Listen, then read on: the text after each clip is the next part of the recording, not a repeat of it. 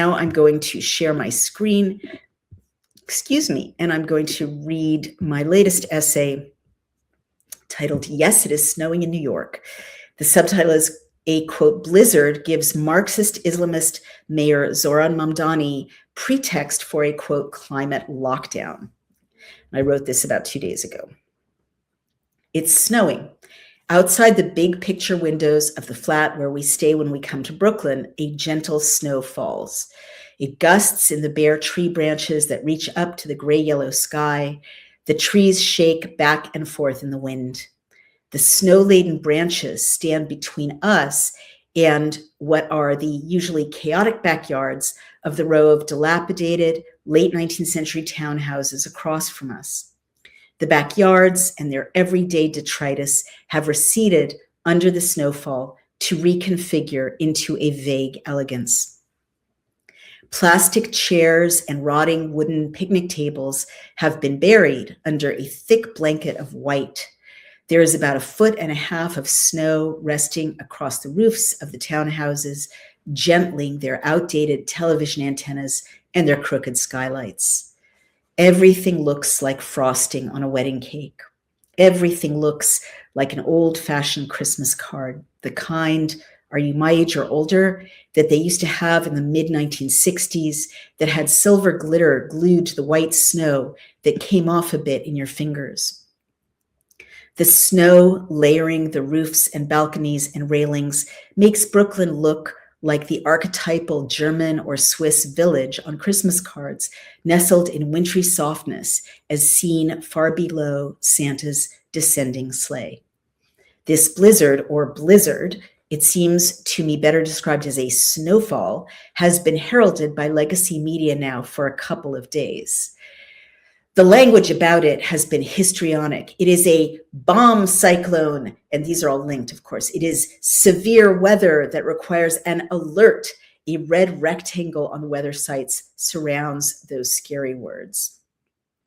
And there you can see screenshot, New York City remains under state of emergency, Mamdani says.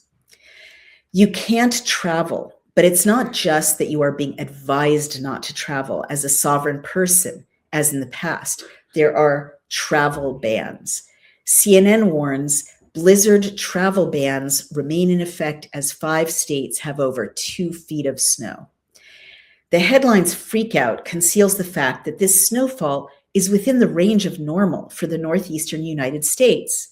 While CNN has found that this is the biggest snowfall on record for one city, Providence, Rhode Island, you have to click through several links and read carefully to find out that the last time it snowed this much in New York City was 5 years ago.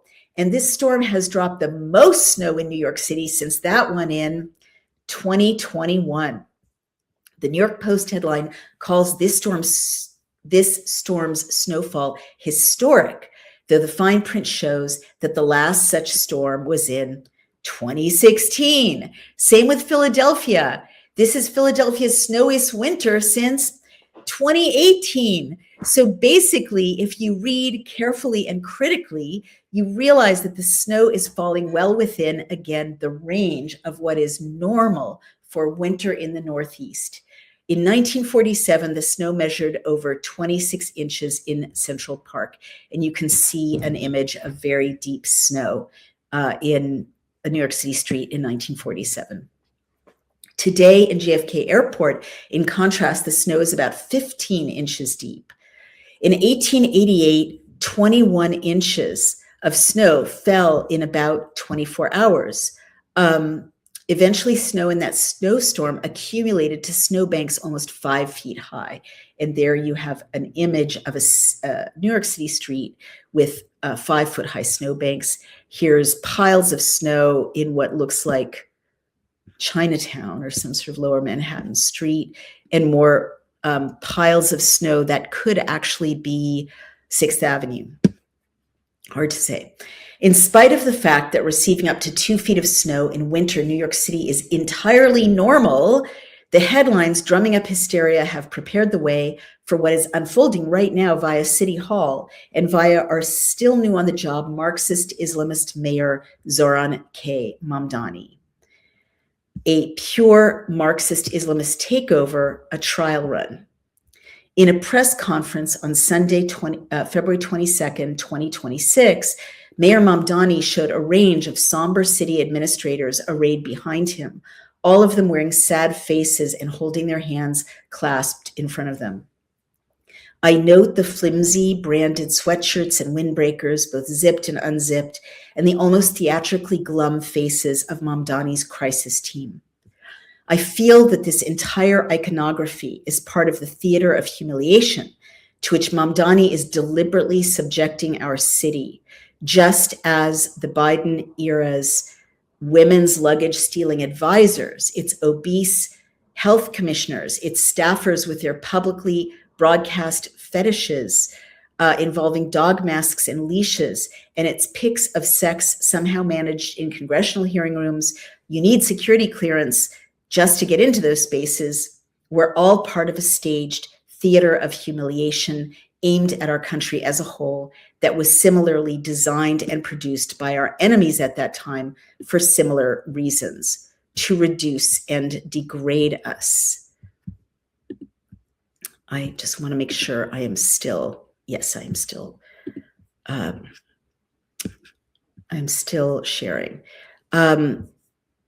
To reduce and degrade us. As a reader of political iconography, I can tell you that this image of Mayor Mamdani's press conference in front of a random digital ad in the background for Spotify with the stars and stripes not clearly visible at all. I'm going to try to actually share this so you can see what I'm talking about. No, let's do it. There we go.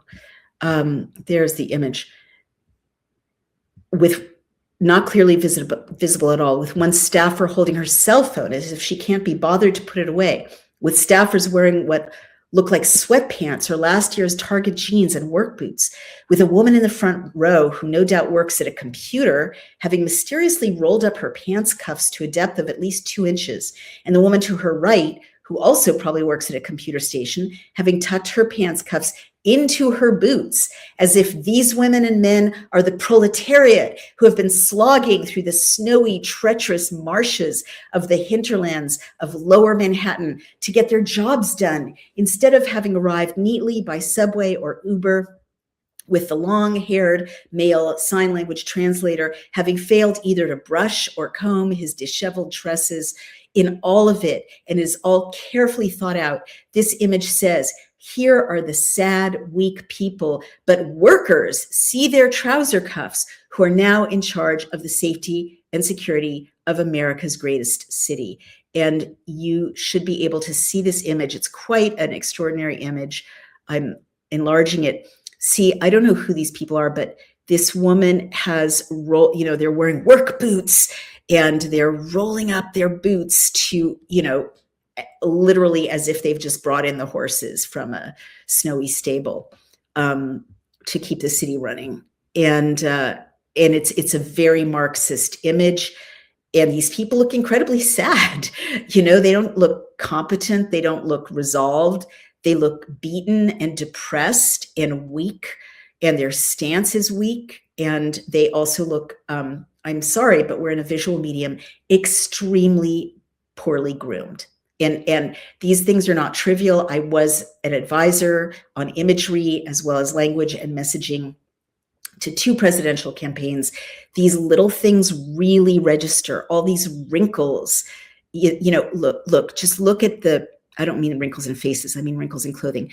I want you to look at how these people handle their trouser cuffs. All right, we're going to get back to that. But if you can't make your clothes fit, can you run the greatest city on earth? If you can't find a tailor, can you run one of the biggest economies on earth? You'll see why I bring this up in just a minute. It is a messaging of pure, bleak, defeated Marxism.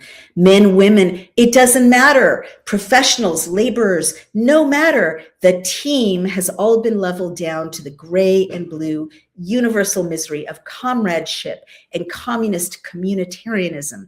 And all are messaging to New York and to the world an equal haplessness in protecting the city, allegedly now at grave risk that they are tasked to oversee. Contrast that to the very different iconography and messaging of the Trump administration, with its advisors standing in nearly identical positions. And I have, enlarged this image. I trust that you can see it. There's Ronald Reagan right behind them. President Trump has heightened here the contrast and colorfulness of what had been, as I recall, quite monochromatic yellow curtains in the Oval Office. He's heightened, and purists might be apoplectic about this, but it's doing what he wanted it to do. You see these this gold gilt filigree, right? Not historically accurate, but it foregrounds the messaging that this is an historic space. This is an elegant space. This is a traditional space. I would say it amplifies it too much, but it's his intention to communicate power and majesty, really. And you see all of the guilt behind them here, the guilt in the books. The books were probably chosen not for the content, but for the gilding on their bindings. You see the gold vase here. You see the gilt in the half moon Georgian decoration. If you take a drive through any major city after sunset, you'll notice something really strange. There are dark windows and empty offices. Right now, 1 in 5 commercial buildings in America is sitting vacant, and nearly $1 trillion in real estate loans are coming due this year. If those buildings stay empty, the banks are going to take the hit, and those are the same banks where your retirement savings likely sits. So there's a new free report called the Ghost Tower Signal that breaks it all down. It uncovers 7 early warning signs that showed up before every major crash since 1929. All 7 are active again right now. This won't make the evening news, but it could help you protect your savings from what's coming. And you can download it free at cloutgold.com. That's cloutgold.com, cloutgold.com, or call 855-803-GOLD to get your copy mailed to you. That's cloutgold.com or 855-803-GOLD. There, it's all very carefully communicated. You see it picks up the gold surrounding the symbol, which he's made bigger, I believe, than it had been in the past. I think he's changed the podium. It used to be much blockier. Now it's narrower and more elegant. You can see people's bodies behind it. And he's arranged his team in exactly the same physical position as this team, but the contrast could not be more stark. Everyone is wearing suits of the exact same, all these 4, and I think Vance as well, maybe the guy behind Vance, all the same shade of bright navy, right? Not a normal navy shade. It's much more telegenic. A little loud for daily life, but he understands television and video. Things that look loud or vulgar, on the street actually work much better and look normal and attractive on camera. So they're all in a uniform basically, but it's an elegant uniform that's well tailored. And then he's got some gray. This guy's in gray. This guy's in gray. Of course, this is a woman, and she's in a bright red, Republican red, very well tailored, well fitting dress. Okay, it's not slutty, it's not showy. I don't like to use words like slutty. I don't like to body shame, but women are under scrutiny when they're in the public eye. It's a modest dress, but it's very well fitting. It's, she's not like hiding the fact that she's a woman, as opposed to these ladies. I'm sorry, I shouldn't laugh, but this is such a monogender look, right? Whatever the sexuality, and I don't even care, whatever the identity, I don't care, of these people, This message is, gender doesn't matter. Professional status doesn't matter. None of it matters. We're all proletarians. And Mao did that. The Mao jacket, men, women were, had to cut their hair under communists. Their gender differentiation was frowned upon. This messaging is, we're men, we're women, we're leaders, we're Americans, in this case, we're professionals. And the other thing I really want you to notice is the trouser cuffs. Okay. Every single one of these people, even the guy wearing what looked like more casual pants in the back, every one of these guys has gone to a tailor and had his pants cuffs properly hemmed so that they are not bagging all over his shoes.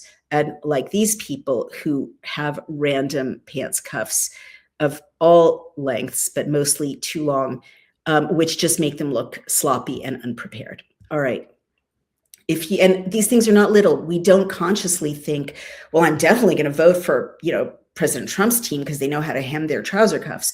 But subliminally, if you're an employer and you have two equally talented people coming in for a job interview, the one who looks like a slob or who looks like he or she doesn't care about him or herself, doesn't care about being a face of the country, a face of the administration, municipal or federal, you would choose the one who is a good advertisement for what you're doing. And that includes, making sure your pants fit.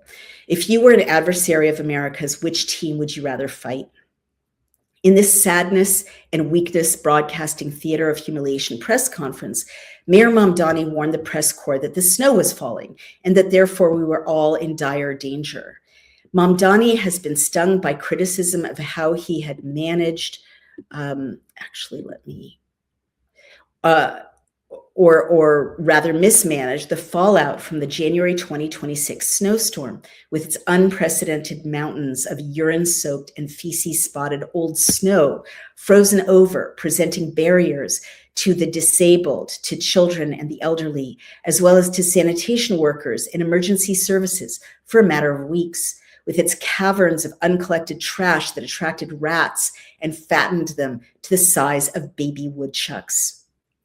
Due to Mayor Mamdani's right-on policy of not bringing homeless people into warm shelter, 19 homeless New Yorkers at that time froze to death.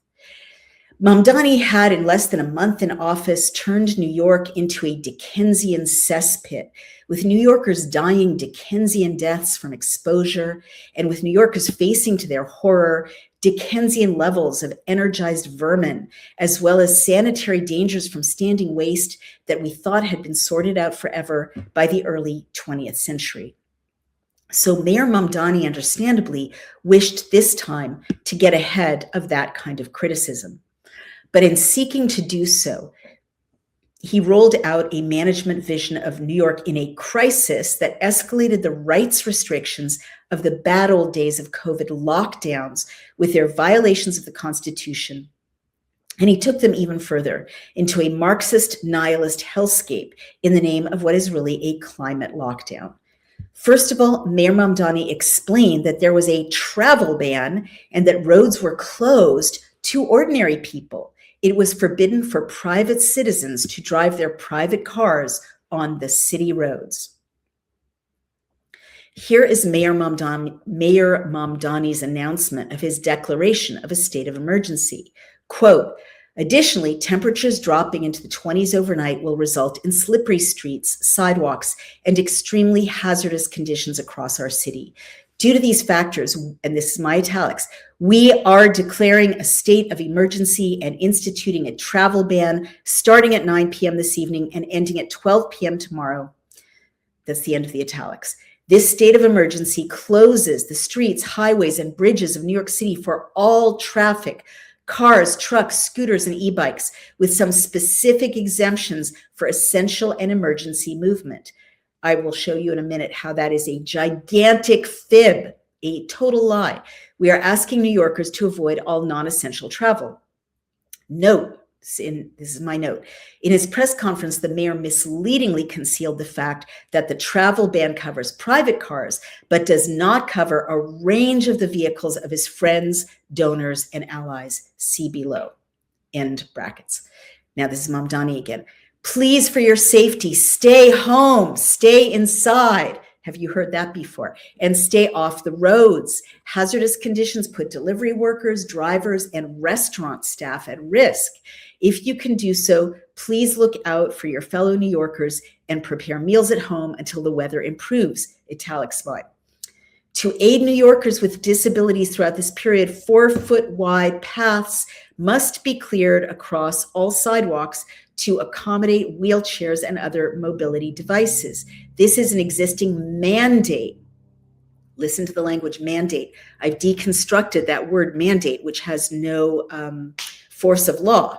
A mandate is just someone telling someone to do something. It's not a law. It doesn't, exist as a law. But we're back to mandates, an existing mandate. Italics mine, property owners will receive summonses if they do not do this labor. The Bolsheviks also had the bourgeoisie shoveling snow in 1918. And here you have an image of Bolsheviks forcing, quote, former people, aristocrats, to clean the streets covered by snow in St. Petersburg in 1918. Later, they were murdered on the spot or were sent to camps in the Soviet Gulag. And the photos are from Count Pavel Sergeyevich Sheremetev, a future victim from the Russian state archives. It's a very poignant image of what looks like an older lady aristocrat or bourgeoisie forced to shovel snow before being murdered or sent to a camp in 1918. Quote, property owners, it is your responsibility. In the last storm, DSNY, the New York Department of Sanitation, issued more than 4,000 violations. I want to be clear, our interest is not in issuing violations. It is in finding compliance. And finally, I want to warn New Yorkers, the snow will be especially wet and heavy and will be more strenuous to clear. So he's saying, you've got to clear it. It's not your job in the past to clear it out of the places we're asking you to clear it. But if you don't do it, you're going to get what he calls a violation. It's actually a summons or a fine. And also, it's dangerously heavy and wet, but you have to do it anyway. Okay. It's so Marxist, right? It's so like Stalinist, this language. The acting commissioner of the Department of Sanitation added, quote, I want to be clear to all New Yorkers. Clearing snow and ice from the sidewalk is the responsibility of the adjacent property owner. Property owners must maintain a 4-foot path to allow a stroller or wheelchair to pass. And if the property sidewalks include an unsheltered bus stop or curb ramp, property owners are required to clear this as well. And the italics here are mine. And this is me saying this is a completely new requirement for property owners, no matter if they are female, elderly, or disabled, to be forced to clear snow from city bus stops and from curb ramps, which are the gigantic ramps that go down into intersections. So it's very hazardous to clear these because people are streaming over them at all times into traffic, right? And you have to be in traffic in order to clear them. I mean, it's such a dangerous thing to do. And if you don't do it, you face violations, meaning fines. We pay taxes for this labor to be done by unionized members of the city's workforce. Is this demand yet another attack on property owners? And that's my bracket. Picking up again with DSNY, quote, make no mistake, we will be issuing summons after the storm. They have a problem with singular plural agreement. A summons is singular. He means summonses. After the storm for property owners who do not meet this responsibility to keep their neighbors safe. Italics mine. Just listen to that language. There's not a law. They can't say it's New York City law that you have to clear out the buses, bus shelters, meaning 30 feet of deep snow, in front of the bus shelter as well, where the buses pull up. You have to clear off the ramp, the curb ramp, as I mentioned, goes right into the traffic. they can't point to a municipal law that says that, because there is no municipal law that says that. It's a whole new thing. And so all the millions of dollars we spend on Department of Sanitation to do that job has just been erased. And Mamdani is creating a labor force, really, out a compulsory, unlawful labor force out of New York City property owners, in particular, the bourgeoisie, the people he's already targeted with other overt, laws and messaging. But they can't say there's a municipal regulation. So what he says is, we will be issuing summons after the storm for property owners who do not meet this responsibility. What is that, right? It has no force of law. It's a social, virtue signal word, this responsibility to keep their neighbors safe. So they've just laid over us the same kind of Marxist redefinition of the individual in relation to the collective that a lot of COVID mandates also used, with like, oh, don't jeopardize grandma. You can't possibly go into a public place in spite of the First Amendment, freedom to assemble, because you might not keep your neighbors safe, right? Public health. So that is as I've written in The Bodies of Others, a completely different definition of what we're doing in a civil society. It superimposes the collective, your responsibility to keep your neighbors safe, right? There is no such, nowhere. Like, there are regulations that say, if my smoke alarm goes off, I have to put out the smoke. I'm sure that is there. Or you can't just dump whatever you want on the street because of public health ordinances to not put human waste on the street or whatever. There are those regulations and laws, but there isn't a generalized responsibility by law to keep my neighbor safe, as opposed to what I choose to do lawfully with my own individual property, my own individual body and movement.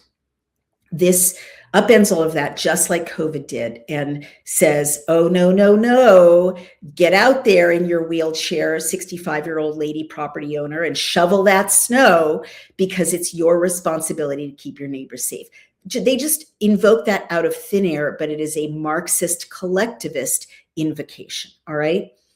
Now, the travel ban ended at noon on Monday. This is me writing again. Has there ever been a travel ban in New York City before? How can you have a travel ban? The First Amendment guarantees Americans freedom of assembly, which freedom covers freedom of movement. But if you issue a state of emergency, it means that civil law is suspended and you can impose unconstitutional restrictions. This is what I have been warning about. This is why I've been warning about emergency law since my book, The End of America, in 2007. When was New York City's last unconstitutional travel ban? That's right. You guys want to guess? It was in 2020, at the start of the state of emergency declared by then Governor Andrew Cuomo because of COVID. It is worth your seeing Mayor Mamdani's Executive Order number 3 in full. It is a terrifying document. And by the way, it was scrubbed off of some servers when I was looking for it. Quote, winter weather emergency declaration, big capital letters.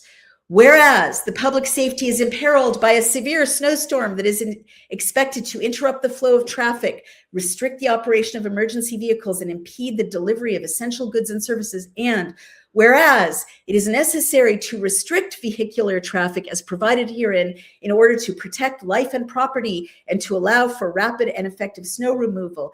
Now, therefore, pursuant to the powers vested in me as mayor of the city of New York, I hereby declare a state of emergency.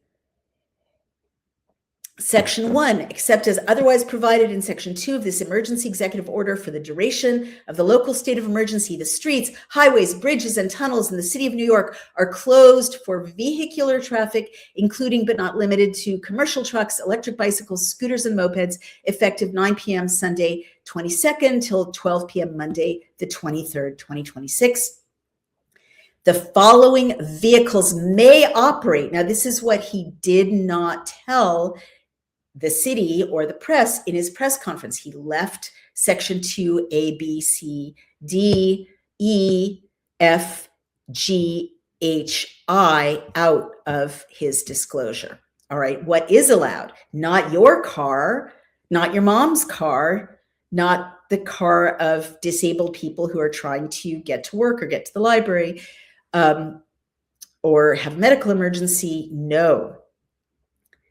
The following vehicles may operate on city streets, highways, bridges, and tunnels while the local state of emergency remains in effect. A, Metropolitan Transportation Authority, buses, access ride vehicles, and other vehicles, very vague, used for the purposes of responding to this emergency or other urgent needs by, the grammar is very dodgy here, any federal, state, or local government agency or any contractor of such agency. So if, Jessica Tisch, the police commissioner, wants a burrito, that is an urgent need. And if any of her contractors or any NGO that has a contract with any federal, state, or local agency also wants a burrito, that's an urgent need, as this is written. And you can tell from the grammar, it's not urgent needs of, it's urgent needs by. And they lump together the contractors, meaning the NGOs, and I'll get to the NGOs. B, vehicles used by any private agency, organization, or group organized and functioning for the purpose of providing fire, medical, ambulance, rescue, okay, that's narrow, housing, food, or other services directed toward relieving human suffering, so vague, injury or loss of life, or damage to property as a result of an emergency, including nonprofit and governmentally supported organizations. The NGOs delivering that burrito get to use the streets. Any other services directed toward relieving human suffering. That is so vague. Like, I want my burrito now. I'm suffering if I don't get my burrito immediately. I'm an NGO. You gotta, send Uber with my burrito. Vehicles used to deliver food, medical supplies, or fuel. Italics mine, of course, I put the italics on deliver food. So hello, DoorDash and Uber Eats, okay? Giant gift to DoorDash and Uber Eats. Vehicles used by utility companies to perform emergency repairs, fine. Vehicles used to transport persons to and from their places of employment in federal, state, or local government offices. So here we have the separation of, just like in the horrible first months of the pandemic, essential and non-essential workers. They've created a two-tier caste. Some can't travel, some can, the ones who can. If you are a government worker, if you work for the state, remember in Marxist utopia, the state is all powerful.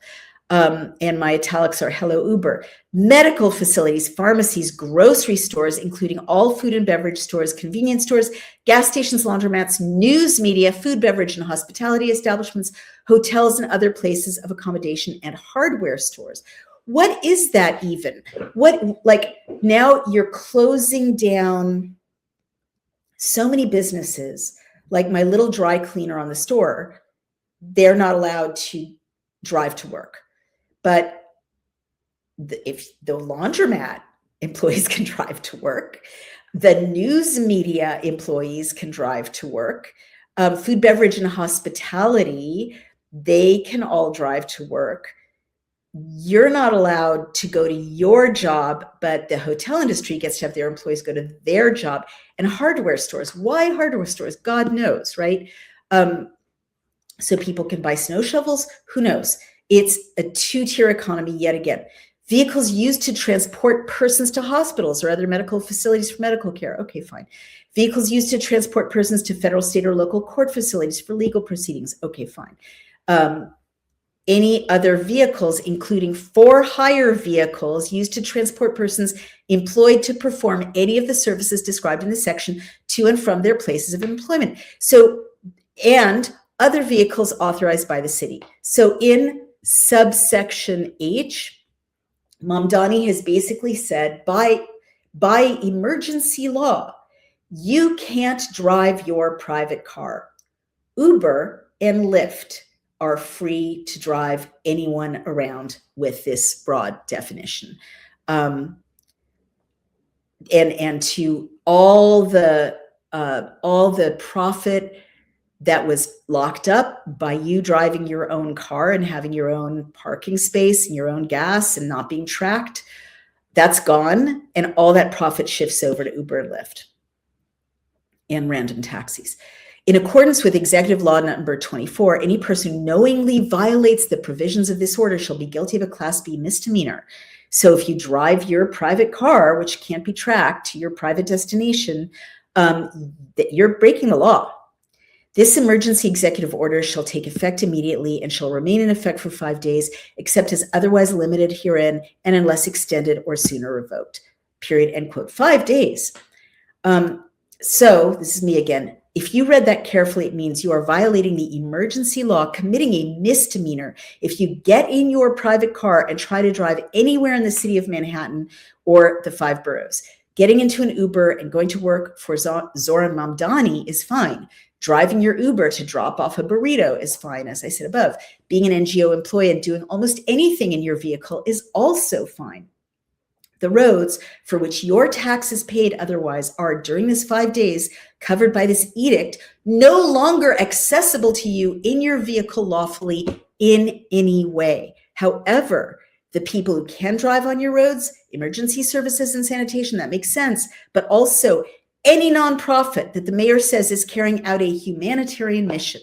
Recall that a layer of unaccountable nonprofits, as felon CFO turned whistleblower Sam Antar has conclusively shown, operates in New York to effectively launder billions of dollars received from the municipal government to then give donors tax deductions and to then unlawfully get out the vote and lobby for Democratic and now Socialist Democratic, meaning communist candidates, to then get them elected and to then receive in turn the billions of dollars bequeathed to them by those elected officials. It's a complete circle.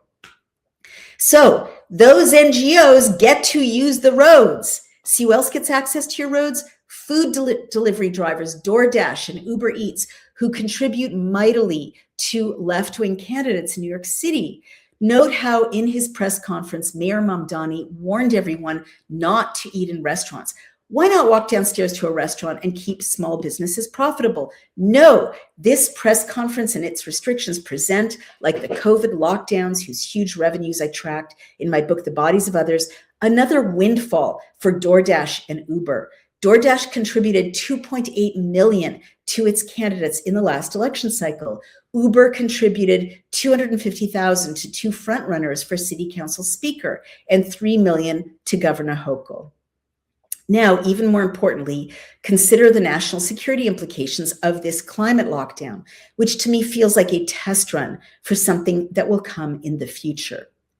The bridges and tunnels of Manhattan were closed. That means those on that island would be trapped if there were a true emergency.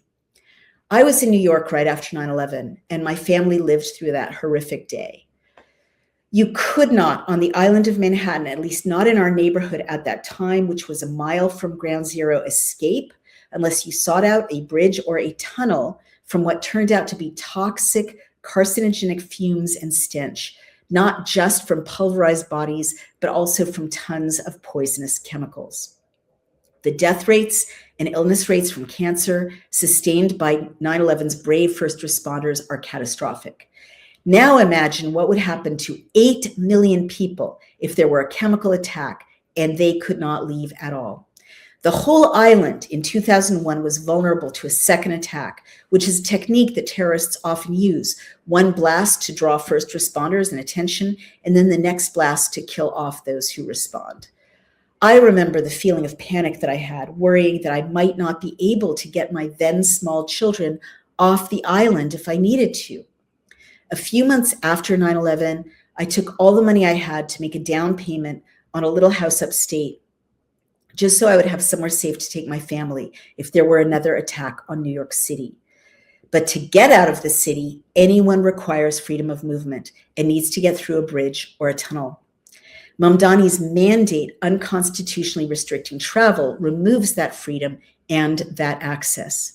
The benign-sounding travel ban of February 21st to 22nd, 2026, with its allied NGOs free to patrol the streets and to determine access to others, placed New York City and its boroughs and all of its population squarely, helplessly into the crosshairs of any serious adversary planning an attack, an explosive, a dirty bomb or chemical attack, and a nuclear strike.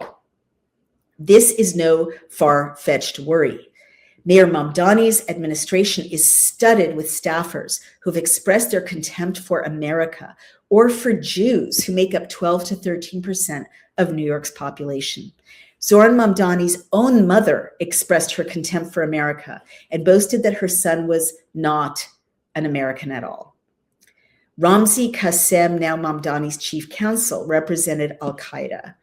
Middle East Forum reports that many of Mamdani's donors are linked to terror organizations. Quote, Mamdani's money trail, terror-linked donors bankroll NYC mayor's race. Some of America's most controversial extremist organizations are backing Mamdani, starting with the Islamic Circle of North America, a Muslim nonprofit that terror experts identify as the North American branch of Jamaat-e-Islami, a violent South Asian Islamist group. Ashraf-Fuzaman Khan, the former head of ICNA's New York chapter, was convicted by a Bangladeshi war crimes tribunal and sentenced to death in absentia for his role in the torture and murder of 18 Bangladeshi intellectuals. 5 ICNA staff members kicked in a total of $1,300 in individual contributions to Mamdani, meaning that including matching funds, his campaign received $7,700 thanks to ICNA generosity. The Hamas-aligned Council on American Islamic Relations boosted a Mamdani-affiliated political action committee with a $100,000 donation, the Post has reported. On top of that, at least 5 CAIR officials gave independent small dollar gifts to the Democratic Socialists campaign, helping him scoop up taxpayer funds. They worked for an organization that was listed as an unindicted conspirator in a scheme to finance Hamas, a trial that ended in a 65-year sentence for a CAIR board member. Other Islamists from outside New York City have contributed to Mamdani's campaign through his super PAC, New Yorkers for Lower Costs. The Illinois Muslim Public Action Committee, which gave $10,500 to the PAC, includes as members Usama Jamal and Zahir Sahlul.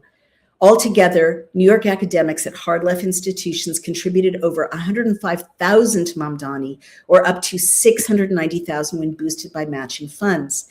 Both have served as presidents of the Mosque Foundation, a suburban Chicago organization with links to Hamas that has funded at least 4 charities that were subsequently shut down for financing terrorism. Mamdani, who has refused to condemn calls for violence against Israel and who used this week's October 7th anniversary to again accuse it of genocide, also enjoys financing from professional activists who work to demonize the Jewish state, end quote. So friends, the snow has ceased falling since I began to write. It's about 16 inches deep. I'll put on galoshes and go out in it, and likely I'll be just fine. But I won't be fine if this climate lockdown was a test run.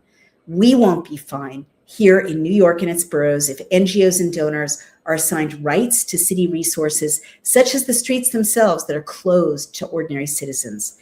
That was how the Bolsheviks managed urban life, with friends of the party, with apparatchiks patrolling everyone else and gaining primary access to the common goods, and with ordinary people treated like serfs and subjects rather than as citizens.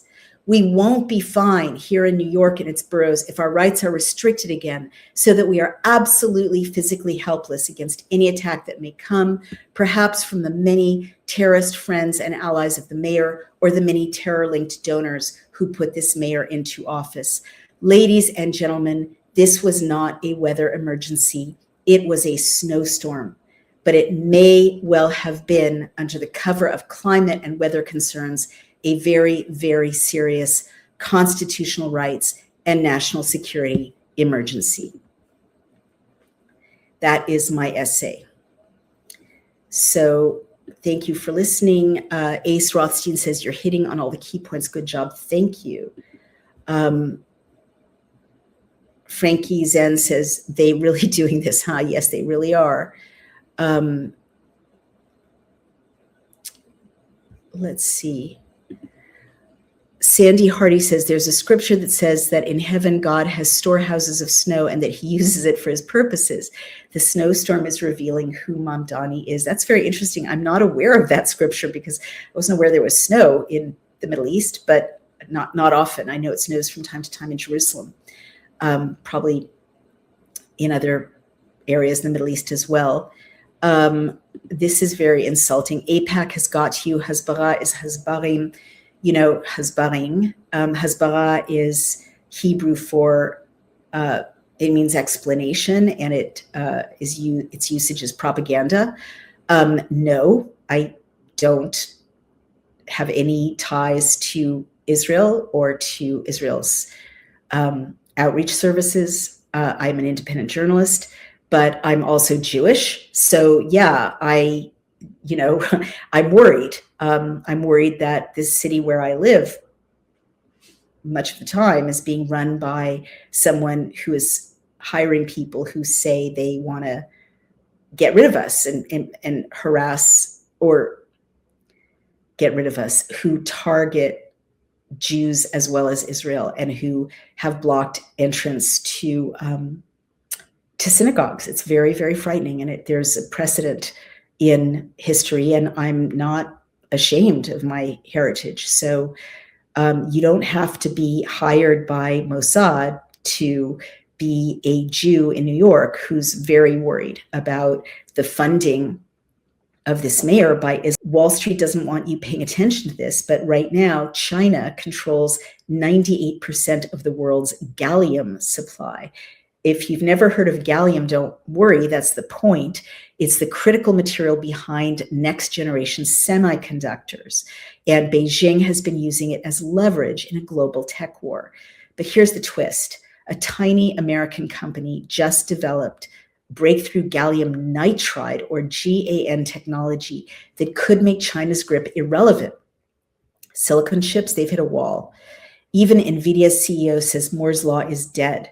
But GaN chips use up to 40% less energy, charge 3 times faster, and can deliver dramatically higher performance than traditional silicon. And this small US firm, they hold 250 American patents on this technology.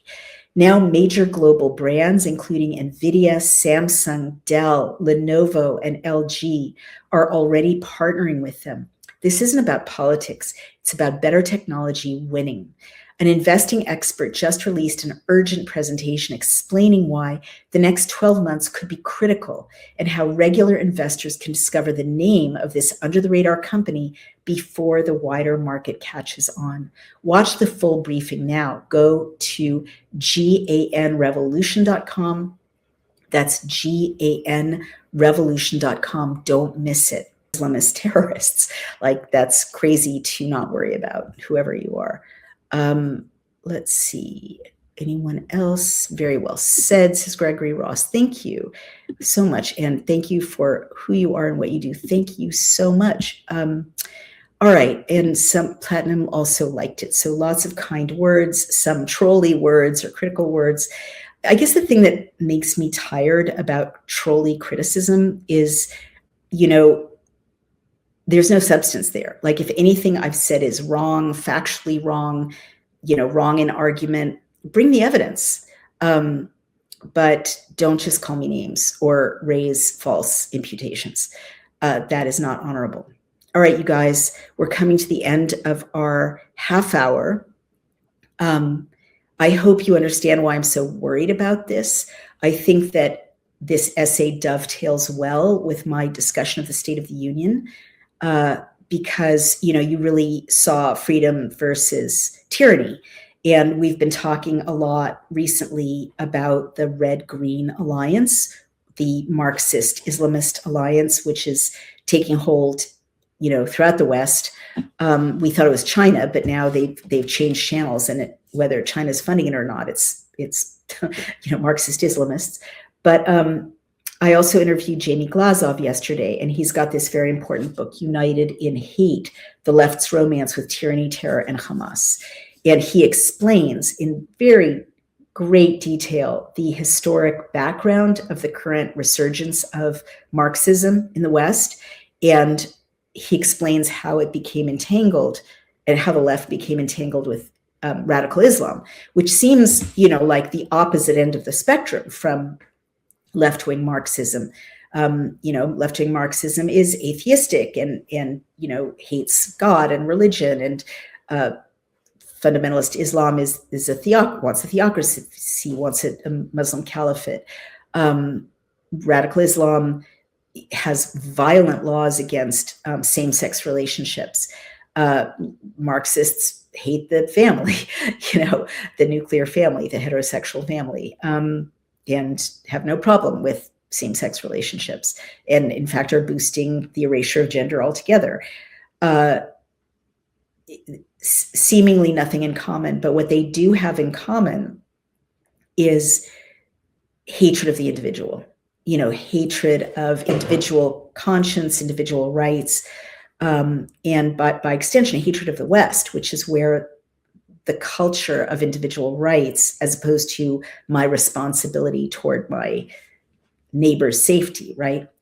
Obviously I'm responsible to not endanger my neighbor, but the whole idea that my freedom to wander around can be subordinated at any time to the collective, that idea is a Marxist idea, but it's also an idea that comes, it's very comfortable, very aligned with radical Islam, which has a notion of the which is the same root in Hebrew, which means the people, the Islamic people, the Islamic people that transcend national boundaries, and to whom you owe your primary allegiance. It's funny, people worry about Jews not having a primary allegiance to, say, the United States, and instead having a primary allegiance to Israel or to Judaism in some weird way.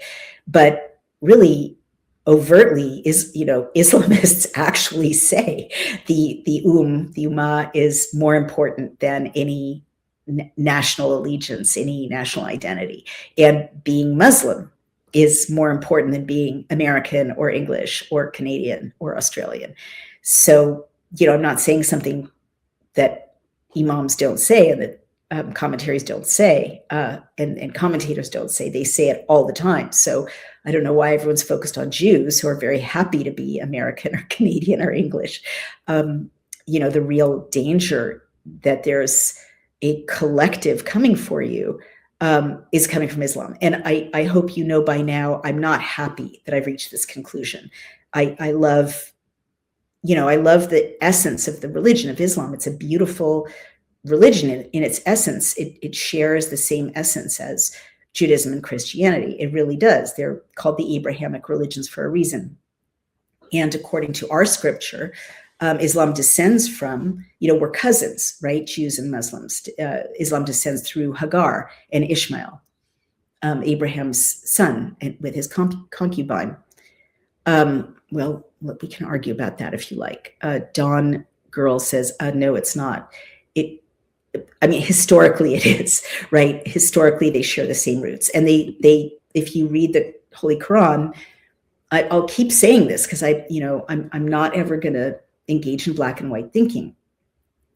Radical Islam is doing terrible things to the world right now, but there are many beautiful things in the Holy Quran. And at the time that Muhammad, was bringing the Holy Quran to desert tribes, it was an improvement over the polytheism and paganism and, animal worship and sun worship and moon worship of the tribal religions at that time.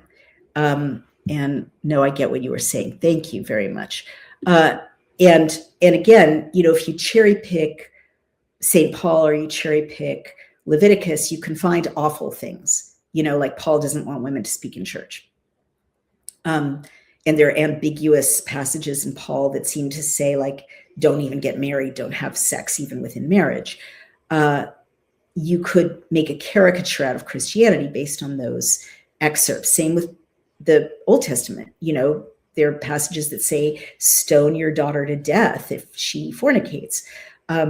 You could cherry pick those passages, and people online are doing ridiculous things, cherry picking alleged sections mistranslated and taken out of context of the Talmud, which isn't even as central in our faith tradition as the Torah. You could do that to any religion. But what I'm saying is, it's time for moderate Muslims to speak up, although it's scary to speak up, right? Because radical Islam is so punitive and dangerous to critics. But they really have to, because what's happening is that radical Islam is colonizing and seeking to colonize the West. And radical Islam has colonized many, many, many countries that used to be Christian, whether it's southern Lebanon or, Egypt or Turkey, chunks of Turkey, Iraq. They used to have huge, vibrant Christian populations and be multi-ethnic. Iran used to be a really multi-religious, open, tolerant society. And then radical Islamists got in charge, and they do the same thing in country after country after country. What they're doing in Afghanistan, right? Subordinating women, subjecting women, forbidding girls from getting educations, clitoridectomy,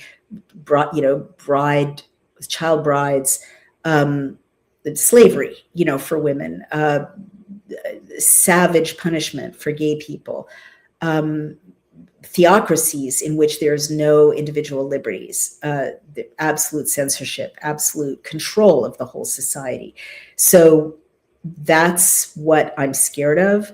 And that's who's in charge. Whether he personally is a radical Islamist is unlikely. His mom's Mira Nair, a famous Indian filmmaker. By the way, where does Kwame come from? Is Kwame really his middle name? Kwame is an African, like Southern African name, as I understand it. Like, I just don't, none of him is Southern African. Did he, acquire that middle name for his application to Columbia, where he claimed to be Black or sort of Black? I don't know. Look into that, you guys. But the bottom line is, whether he personally is an Islamist, this is the gesture on his homepage, which is an Islamist gesture, right? Men who are radical Muslims do this instead of shaking women's hands because, women are unclean or taboo to touch if they're not, wives. I'm not judging very critically. Orthodox Jewish men do the same thing, but, this is a signal. The shalwar kameez he wore is a signal. The eating with his hands, which I can promise you he doesn't do at Columbia, or Bowdoin, or, wherever he was an intern for his mom, the filmmaker. That's a signal. It's all dog whistles, and it's dog whistles to radical Islam, and they're funding him, right? So for all of these reasons, remembering 9/11, he suspended our way out of the city. You may say, Naomi, you're being hysterical about a snowstorm. Well, I've always been right. I've been right.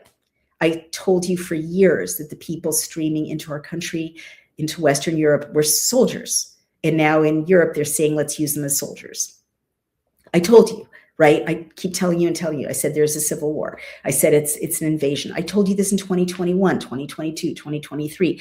I said, don't take the injection, right? It's a depopulation tool, like whatever. I'm always right. I take no pleasure in it, or I'm 95% right. So I'm right to be worried about this. You should worry about it, and let's defend and protect our civil liberties. All right, I've come to the end of my time with you. I hope that you got a lot out of that. I want to say that I keep we keep losing paying subscribers on Outspoken. I don't know why, because we keep gaining unpaying subscribers. Like, we're more and more and more. It's 116,000 free subscribers and less than 3,000 paid subscribers. So that's a 25% drop in a year. I know times are tough, and I know the immediate crisis of the injection and lockdowns, and the reason many of you followed me for this work is past. But I think, I know I'm still, giving you important independent analysis I think, beautifully written essays. I don't just throw things out there. I take a long time, old-fashioned journalist, old-fashioned nonfiction writer, to really craft these essays on Outspoken and to give you incredibly informative interviews and podcasts about current events.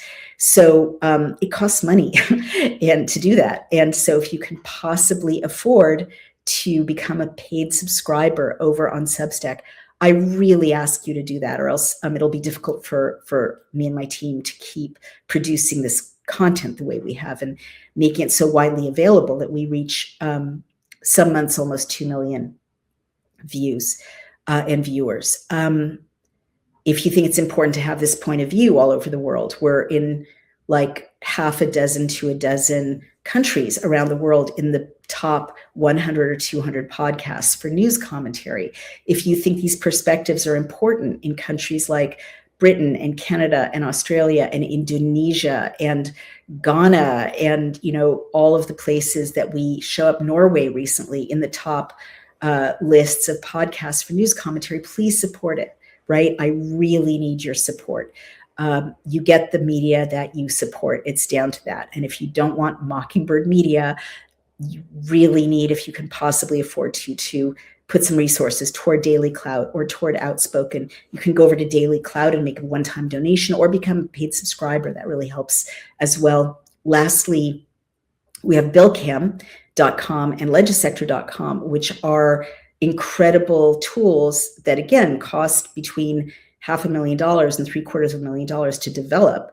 But they put the power of Congress in your hand, right? Unlike what's happening in England, we solved this problem for the US. So you can just go to billcam.com and you can see top trending bills, any state or federal bill. You can share it through social media. You can stop it. You can change it. You can comment on it. You can contact the bill sponsor. We've had users have had so much success stopping bad bills, warning people about bad bills, and advancing good bills that no one had ever heard of, or learning about good bills in the top trending bill section or through search. So again, you know, it takes a developer a couple of $1,000s a month just to keep that running. I need your help. If you want to have these civic tools that keep us from turning into Britain or Canada, please support us so I can keep the doors open. And you can go to billcam.com and become a subscriber or just send Daily Cloud a donation. And the same thing with Legisector. It's an amazing tool, only $11.99 a month. And you can follow bills by one of 27 subjects. So whatever your industry, whatever your concern, whether it's family law, cannabis, energy, infrastructure, environment, transportation, telecom, any one of 27 subjects, you'll see what's happening. You'll get a dedicated legislative portal. Again, it took a lot to develop this tool. It's exhausting, but no one else has a tool like it. And you can also invest much more knowledgeably than you could have before you had legisector.com. Please go over to legisector.com. You get a 30-day free trial. You can cancel if you don't like it, but you've got to try it. You've got to tell your friends about it. You can give it as a gift. It's an amazing tool, especially if you're in any way involved in any one of these professions or an advocacy group, or if you invest in the stock market. You need to know what's coming down the line. So that's all. Help us stay open. Help us keep bringing you these powerful tools. I designed them because I had been a political consultant, and I saw that citizens were left out of the process of drafting bills, and that millions or billions of dollars changed hands, and vast amounts of IP and incredibly important insider knowledge changed hands when people were sitting at that table. And usually it was lobbyists and special interests sitting at the table. So I created something so you can sit at the table. But I do need your help because it's a very low bar to entry, made it super affordable. But it means you have to subscribe in order for this to work.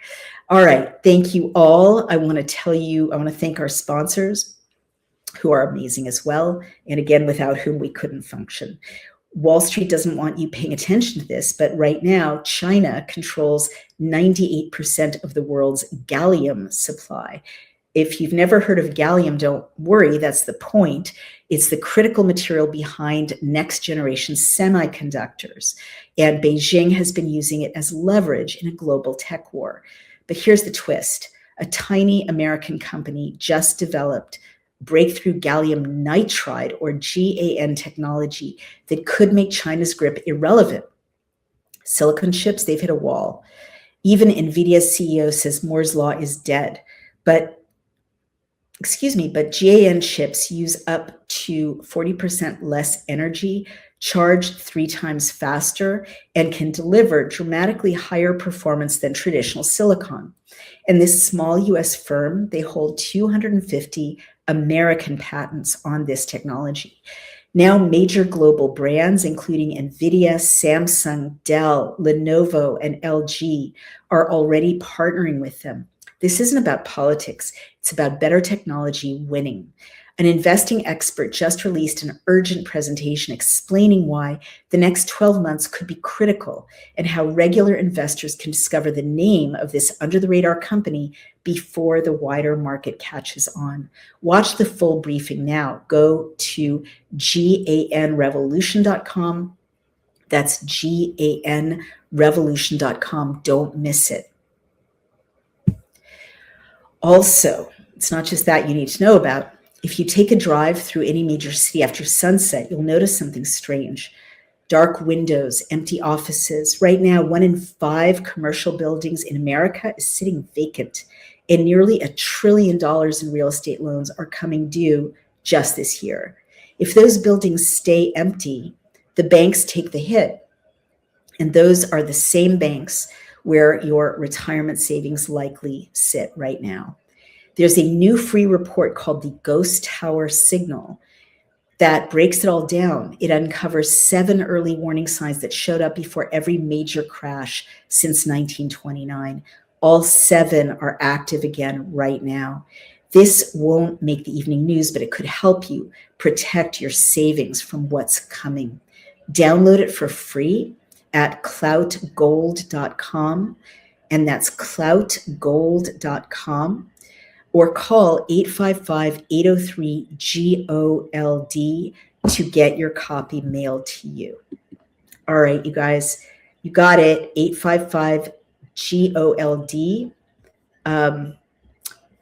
Let me read that again. That's 855-803-GOLD or cloutgold.com.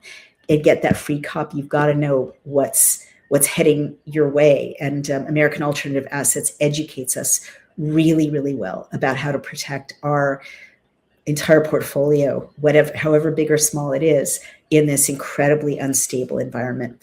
I love you guys. Please remember to support Outspoken on Substack or Daily Clout. And I will see you probably tomorrow. Thanks so much for joining me.